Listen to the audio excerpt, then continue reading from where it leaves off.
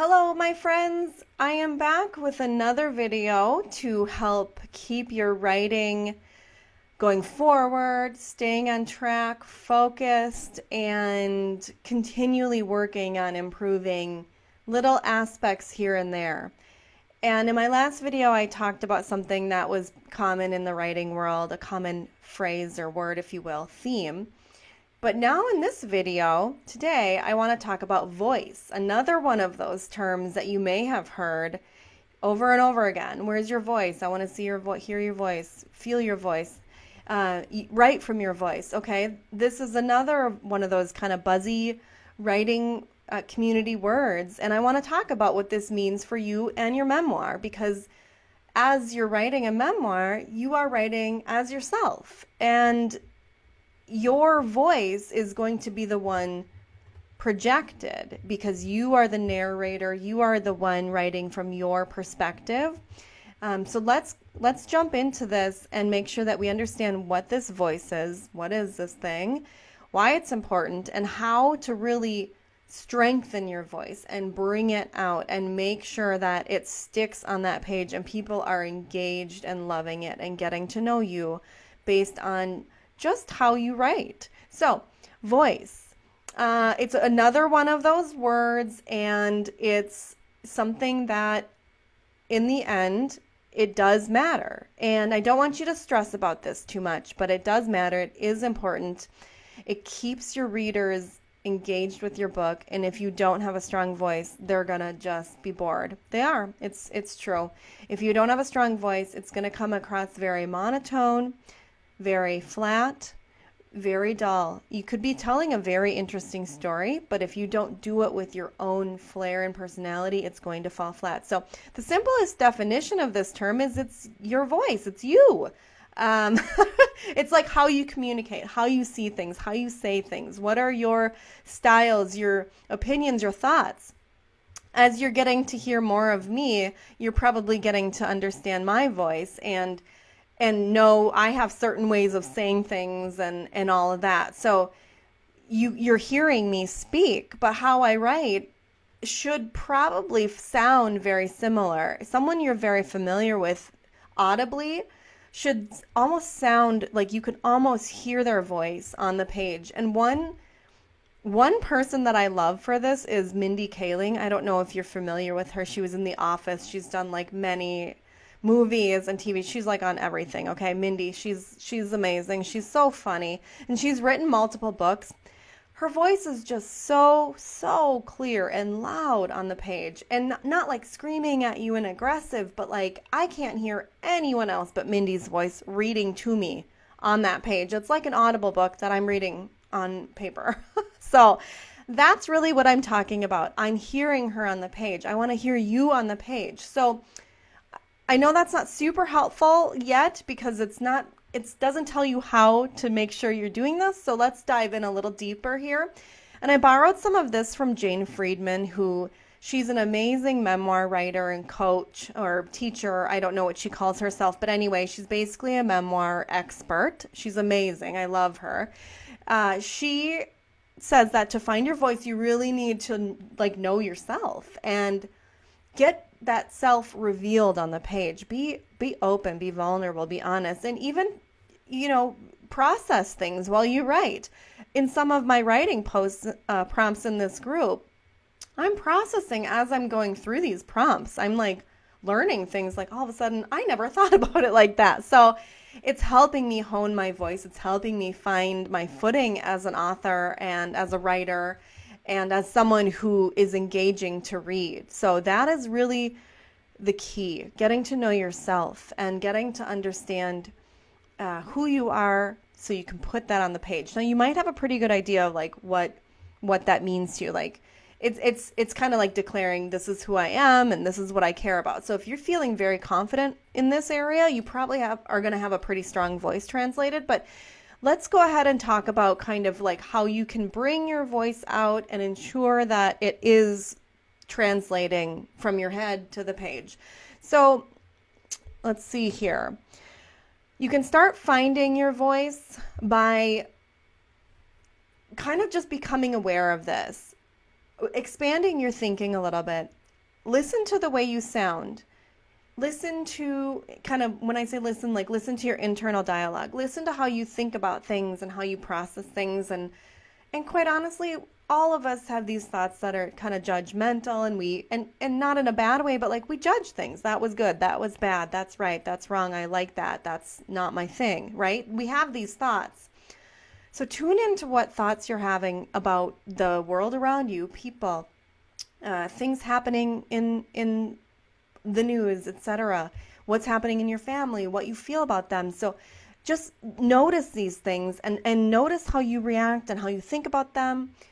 And also notice in your thoughts whether or not you have some very strong influences coming in.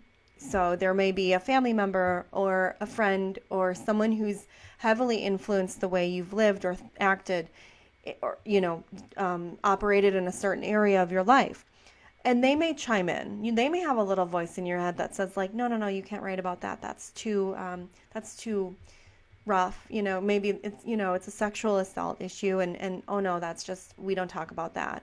Or there might be another one that says, you really have to be more this, less that. They have these little opinions and they kind of chime in and chirp at you. You need to learn to identify what voices are yours. And I know I'm talking about like the voices in your head. Okay, we're not talking about any mental health issues here, but you know what I mean, right? Those influences, those people that have these opinions that might sway you one way or another. They might say, hey, for example, hey, that's not how I remember the memory. That's okay. Hear them and dismiss the voice. That you don't need to listen to that one. You don't need to hone their voice. You need to hone yours, right? So understand which ones don't belong, the ones that are not yours, and get rid of them. Do your best to shut them out and not listen to them. They aren't the ones that are going to help you write with your own voice. Next, I want you to do a fun little exercise, if you so choose, to describe yourself. Write a list of adjectives that really describe how you feel about yourself. Fun, energetic, funny, hilarious, smart, dominating, whatever comes to you, whatever describes you. I want you to think of, a small list, and then pare it down to like the top 3 to 5. What are the 3 to 5 that really jump out at you that are like, yes, this is exactly who I am, when you kind of take all of them together? And then share it with some friends and family, and ask yourself and ask them, like, is this the way I talk? If you consider yourself funny, are you writing in, a humorous way with maybe some cleverness or some wit? If you consider yourself a very serious person, are you coming across on the page as a very serious person? There is no right or wrong to your voice, but we want to make sure that who you are, your essence, remember my crazy hat, that's going to come out on the page. That's why we do these things, like the rituals and stuff, to help us feel more us and more confident and more able to do this. And when you hone into who you are and you're able to put that on the page, you're going to increase your confidence, and this is going to be more enjoyable for you. So that's one thing you can do. Another really awesome tip from Jane that I love is, she says, to feed your envy. And what this basically means is that you find a writer that you love and just have fawned over, and oh my gosh, I'm never going to write like him or her. And ask yourself really what you like about this person, or what you like about their writing style. What draws you in? What makes you feel like it's just so magical? For me, there's something about the way Elizabeth Gilbert writes that I just love. She's just such a good writer. I don't know what it is. I'm going to have to do this exercise myself. But in my head, when I read her, it's like, oh my gosh, I'm never going to be as good as her, right? And that's a thought we have, and it's not a positive thought, but it is a thought. And it's that envious thought. I would want to be the next Elizabeth Gilbert, right? So maybe you guys share my sentiment there. Maybe you love her too. Maybe it's someone different. But take a passage that you especially love from this writer, write it out longhand, feel into it. Like, what is she doing? What is he doing with his words or her words? What styles are they? Are they very short and clipped? Are they long, elegant, flowing sentences? Do they have big, bulky paragraphs full of very bold and punchy and active words? Or is it more passive, more gentle? Those types of things. Feel into it. I literally have this voice of Elizabeth Gilbert in my head when I'm reading her book. I don't know if I've ever heard her audibly, so I don't know if this voice is hers, but in my head I hear this voice that belongs to her. I associate it with her. So I'm sure if I ever hear her, it's going to be a disappointment, but who knows? So that's really because this voice, whatever voice it is, Elizabeth's voice is coming across to me from her writing. So how do you know if you found your voice? Obviously, if you've done these exercises, great. I love it. I want to hear about it. But here's a test for you. Read something you've written out loud. Record it, which I think is so, so powerful.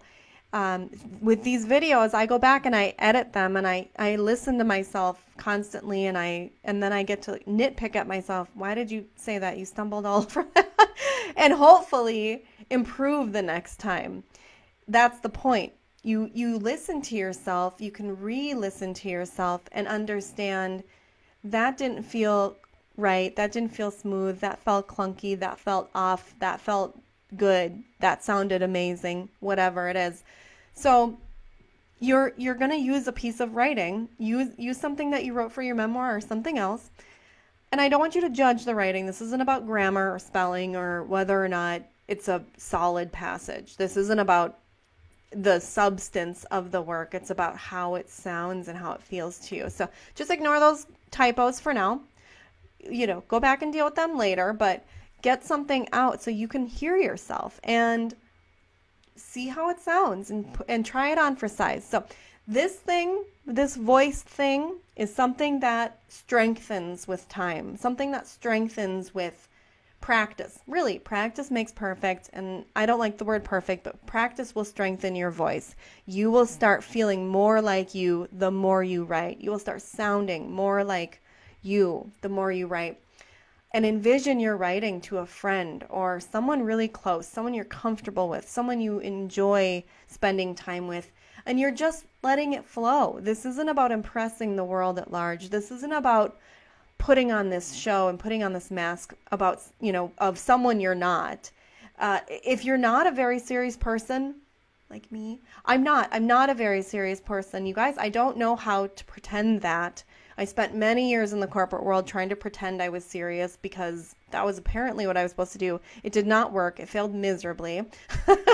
They saw immediately I wasn't very serious. But that's okay because I'm okay with it. I'm okay with who I am. I enjoy this part of my life.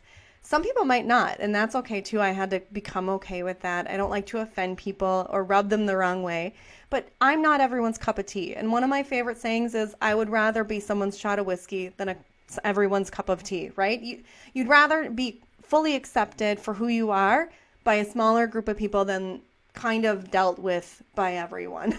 That's my perspective. So when you're thinking about what this means, when you're writing, it's just being comfortable in your own skin and hearing yourself as you and not being afraid to hide those little quirks and those little things that make you amazing and wonderful and uniquely you. So, okay, voice. I want to hear it. And hey, maybe there's a recording you want to share with us. I would love it.